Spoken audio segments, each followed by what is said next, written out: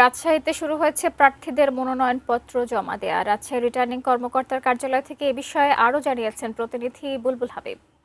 রাজশাহীতে মনোনয়নপত্র জমাদান শুরু হয়েছে। আমরা দেখেছি যে আজকে রাজশাহীর এক আসনের যিনি বিএনপি মনোনীত প্রার্থী মেজর জেনারেল অবসরপ্রাপ্ত শরীফ উদ্দিন, তিনি রাজশাহীর গোদাগাড়ী যে উপজেলা নির্বাচন কর্মকর্তার কার্যালয় রয়েছে সেখানে তিনি তার মনোনয়নপত্র জমা দিয়েছেন।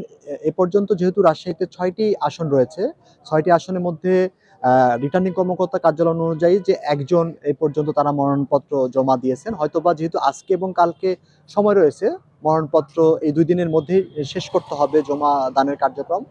সেহেতু আশা করছি যে সব প্রার্থীরাই আসলে আজকালের মধ্যে মনোনয়নপত্র জমা দিবেন। আপনাকে যদি একটু জানাই যে রাজশাহীর যেহেতু ৬টি সংসদীয় আসন, এই ৬টি সংসদীয় আসনে মোট ৪৪ জন প্রার্থী, গতকাল পর্যন্ত মোট ৪৪ জন প্রার্থী তারা মনোনয়নপত্র উত্তোলন করেছেন। তার মধ্যে বিএনপি রয়েছেন, জামাতের প্রার্থী রয়েছেন, এলডিপি রয়েছে, জাতীয় পার্টি রয়েছে, এনসিপির প্রার্থী রয়েছেন। তো যেহেতু আজকে এবং কালকে মনোনয়নপত্র জমাদানের শেষ দিন, আগামীকাল পর্যন্ত সময় আছে।